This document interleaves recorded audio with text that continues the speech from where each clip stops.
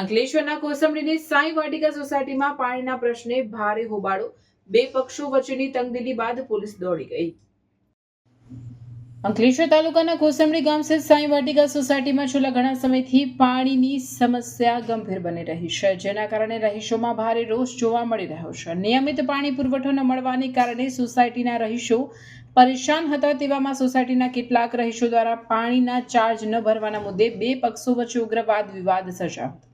આ મામલો જોતજોતામાં એટલો ઉગ્ર બન્યો હતો કે સોસાયટીમાં તંગદિલીનું વાતાવરણ ઊભું થયું હતું. આ ઘટનાની જાણ થતાં જ જીઆરડીસી પોલીસ સ્ટેશનના પોલીસ કર્મીઓ તાત્કાલિક સ્થળ પર પહોંચી ગયા હતા અને સ્થિતિને કાબૂમાં લીધી હતી.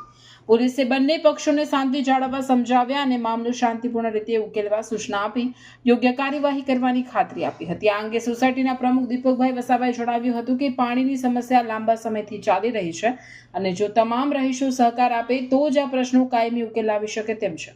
તેમણે વધુમાં ઉમેર્યું હતું કે સોસાયટીમાં શાંતિ અને એકતા જળવાઈ રહે તે માટે સૌએ સાથે મળીને આ સમસ્યાનું નિરાકરણ લાવવું અનિવાર્ય છે. હાલમાં સોસાયટીમાં પરિસ્થિતિ નિયંત્રણમાં હોવાનું જાણવા મળી રહ્યું છે. Shri Sai Vatika cooperative housing society, Valia road, Kosambdi, Ankleshwar. અમારી સોસાયટીમાં છેલ્લા ઘણા સમયથી મેન્ટેનન્સ બાબતે ઘણા પ્રશ્નો ઊભા થાય છે. હવે અત્યારે અમારી સોસાયટીમાં એકવાર પોલીસ સ્ટેશનમાંથી આપણા પોલીસવાળા સાહેબો આવી ગયેલા છે આ મેન્ટેનન્સ બાબતે, પણ હજુ અમારી સોસાયટીનો જે પ્રશ્નો છે તેનો ઉકેલ આવતો નથી. અત્યારે અમે અમારી સોસાયટી જે રજિસ્ટ્રેશન છે એના કાયદા પ્રમાણે કામ કરીએ છીએ. અમે કાયદાકીય બધાને જે બાકી છે મકાન માલિકો જે બાકી છે મેન્ટેનન્સ, એમને અમે નોટિસ લીગલી આપેલી છે.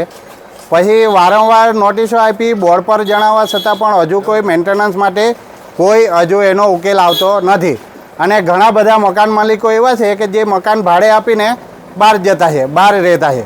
એટલે એ લોકોના મેન્ટેનન્સ જમા થતા નથી ને ભાડુઆતો અહીંયા કમિટી જોડે ઝઘડો કરવા આવે છે.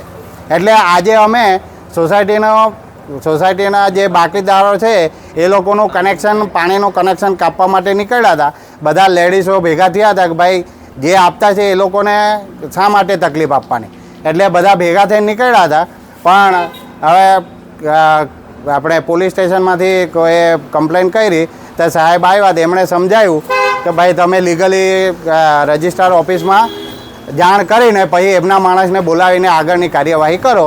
એટલે અમે અહીંથી અત્યારે કનેક્શન કાપવાનું કામ બંધ કરેલું છે ને સાહેબનું માન રાખીને ને એમના જે વાત છે એમને ગળે ઉતારી.